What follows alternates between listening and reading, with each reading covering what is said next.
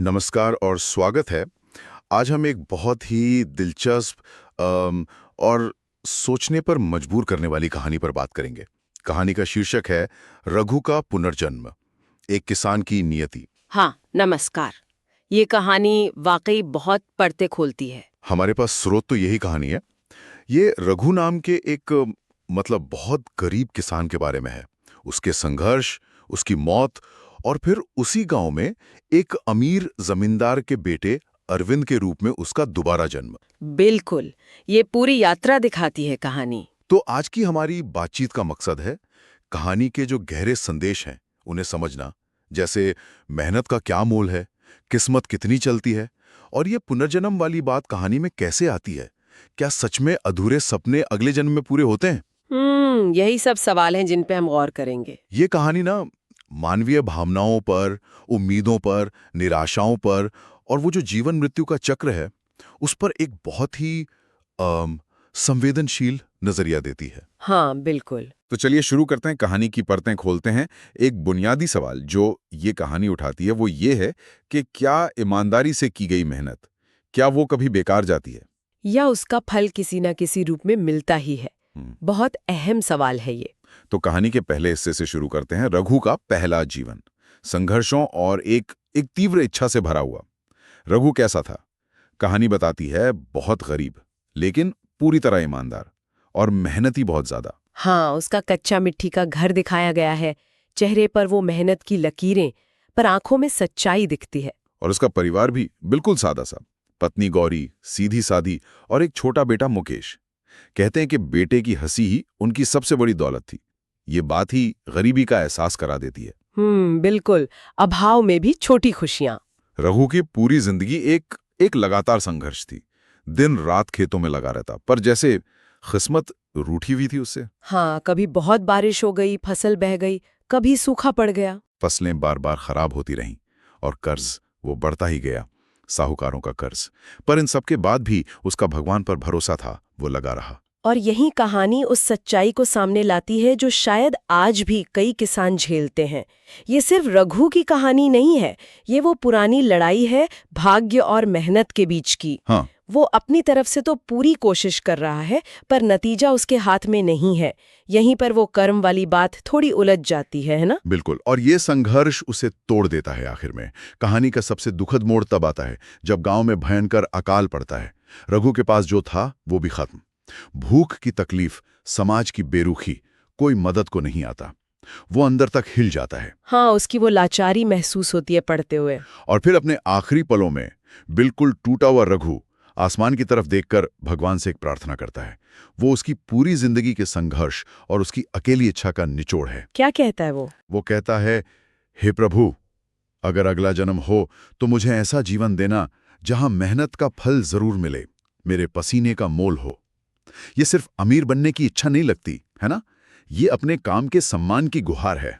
बिल्कुल, ये बहुत बहुत जरूरी बात है। ये सिर्फ पैसे की मांग नहीं है, ये मेहनत के फल की मांग है। मतलब उसके काम की सार्थकता, उसकी पहचान, उसका सम्मान। हाँ, ये दिखाता है कि हम इंसान चाहते हैं कि हमारे प्रयासों का कोई मतलब हो, वो बेकार ना जाएं। और भारतीय सोच के हिसाब से देखें तो ये पुनर्जन्म और कर्मफल से सीधा जुड़ता है। अच्छा, कैसे? कि हमारी जो गहरी इच्छाएं हैं, जो अधूरे काम हैं, वो शायद अगले जन्मों में भी साथ चलते हैं या हमें मौका देते हैं। रघु की ये प्रार्थना अन्याय और दुख में भी न्याय और अर्थ खोजने की एक गहरी तड़प है।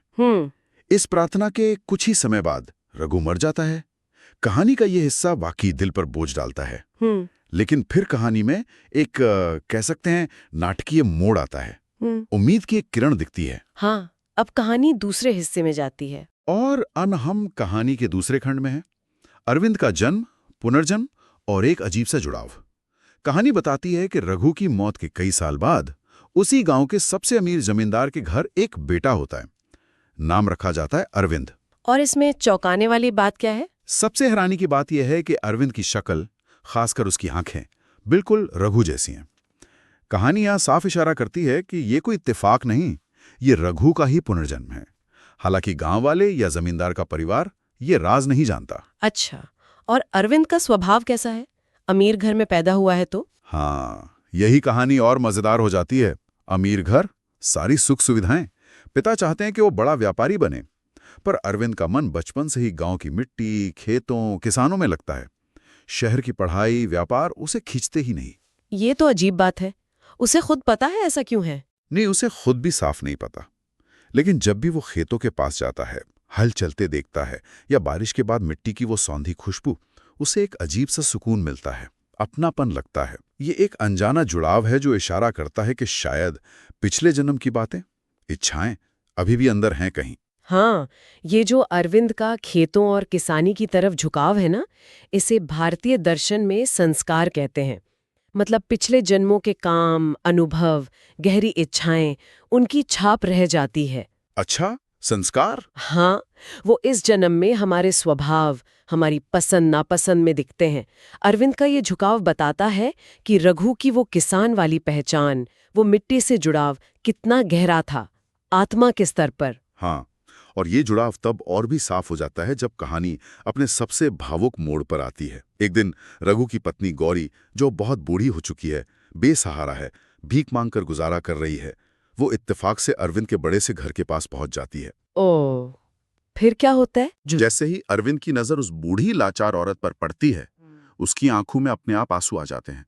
वो दौड़कर बाहर आता है, बहुत इज्जत से उन्हें अंदर लाता है, उनके पैर छूता है और कहता है, माँ, आपको देखकर ऐसा क्यों लग रहा है जैसे मैं आपको जन्मों से जानता हूँ। ये शब्द उसके मुंह से ऐसे निकलते हैं जैसे कोई भूली हुई याद अचानक आ गई हो। और गौरी की क्या प्रतिक्रिया होती है? गौरी तो हैरान रह जाती है।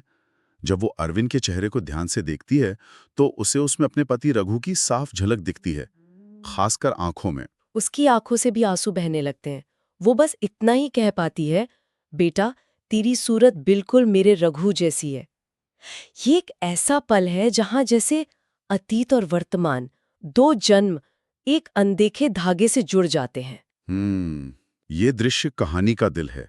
ये सिर्फ पिछले जन्म की याद या संस्कार का दिखना नहीं है, ये दो आत्माओं के बीच का वो गहरा, अनसुलझा भावनात्मक रिश्ता है जो फिर से मिल रहा है। हाँ, अरविंद का गौरी के लिए अचानक इतना सम्मान, इतना अपनापन, बिना किसी वजह के।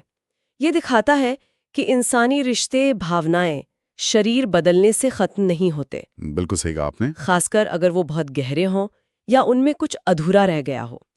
ये रघु की अधूरी कहानी और अरविंद की जिंदगी के बीच एक पुल जैसा है। बिल्कुल सही कहा आपने। ये मुलाकात अरविंद की जिंदगी की दिशा ही बदल देती है। और यहीं से हम कहानी के तीसरे और आखिरी हिस्से में पहुंचते हैं, उद्देश्य की पूर्ति, कर्म का समाधान, संतुलन। हाँ, अब देखते हैं अरविंद क्या करता है। गौरी से मिलने के बाद, उसकी हालत जानने के बाद अरविंद के मन में जो उथल-पुथल थी वो शांत हो जाती है। उसे अपने अंदर के उस खिंचाव का, उस बेचैनी का कारण शायद समझ आने लगता है। वो पक्का इरादा कर लेता है कि वो पिता की मर्जी के खिलाफ जाकर अपनी जिंदगी गांव के किसानों और गरीबों की हालत सुधारने में लगाएगा। और क्या वो ऐसा करता है या ये सिर्फ एक भावुक फैसला था? नहीं, वो इसे करके दिखाता है। कहानी बताती है कि अरविंद सबसे पहले अपनी जमीन का एक बड़ा हिस्सा गरीब किसानों में बांट देता है। शायद उसी जमीन का टुकड़ा पाने के लिए रघु जिंदगी भर तरसता रहा था। ये तो बहुत बड़ी बात है। वो गांव में सिंचाई के लिए नहरें, कुएं खुदवाता है ताकि किसानों की मेहनत पानी की कमी या ज्यादती से बर्बाद ना हो, जैसा रघु के साथ होता था। और इतना ही नहीं, वो गांव में बच्चों की पढ़ाई के लिए एक स्कूल भी खोलता है ताकि अगली पीढ़ी इस गरीबी और लाचारी के चक्कर से निकल सके। तो ये सब काम अगर हम रघु के जीवन से तुलना करें, हाँ, वही तुलना करें तो साफ दिखता है। रघु जो अपनी जिंदगी में नहीं पा सका अपनी मेहनत का सही फल, समाज में इज्जत, दूसरों की मदद करने की ताकत, अब वो सब कर रहा है। वो न सिर्फ अपने अंदर के किसान यानी रघु की आत्मा को सुकून दे रहा है, बल्कि वो एक ऐसा माहौल बनाने की कोशिश कर रहा है जहां दूसरे किसानों की मेहनत भी बेकार न जाए। बिल्कुल, अरविंद के काम रघु की अधूरी इच्छाओं और उसके दुखों का सीधा जवाब है। रघु की इच्छा थी मेहनत का फल मिले। अरविंद अब ऐसा सिस्टम बना रहा है जहां सबकी मेहनत का सम्मान हो, उसका फल मिलने की उम्मीद बढ़े। तो ये कर्म के चक्र का संतुलन हुआ। हाँ, कह सकते हैं। कहानी यही बताती है कि अरविंद अनजाने में ही सही उस नाइंसाफी को ठीक कर रहा है जिसका अनुभव उसने रघु के रूप में किया था। रघु का दुख, उसकी आखिरी इच्छा, उसने जैसे अरविंद की जिंदगी को एक मकसद दे दिया है, एक नैतिक दिशा। तो इसका मतलब ये हुआ कि अरविंद का पुनर्जन्म सिर्फ शरीर का नहीं था, बल्कि एक उद्देश्य का पुनर्जन्म था। हाँ, इसे ऐसे देखा जा सकता है। कहानी इस सोच को बल देती है कि जिंदगी का मकसद सिर्फ अपना सुख देखना नहीं है। शायद पिछले जन्मों के अधूरे काम, उधार या इच्छाओं को पूरा करना भी है। अरविंद को जो सहूलियतें, जो साधन इस जन्म में मिले, उनका इस्तेमाल वो अपने लिए नहीं बल्कि सबकी भलाई के लिए कर रहा है। एक तरह से कहें तो कुदरत के इंसाफ के लिए। यहाँ एक सवाल और उठता है मन में, अरविंद का ये रास्ता चुनना, ये कितना किस्मत में लिखा था और कितना उसकी अपनी मर्जी थी। हाँ, ये सोचने वाली बात है। क्या वो सिर्फ इसलिए ऐसा कर रहा है क्योंकि वो रघु था, या एक अमीर आदमी होने के नाते उसमें दया और जिम्मेदारी का एहसास भी जागा? कहानी शायद दिखाती है कि ये दोनों का मिला जुला असर है। किस्मत ने मौका दिया, पर रास्ता चुनने का फैसला अरविंद का अपना था। हाँ, और कहानी का अंत भी इसी तरफ इशारा करता है।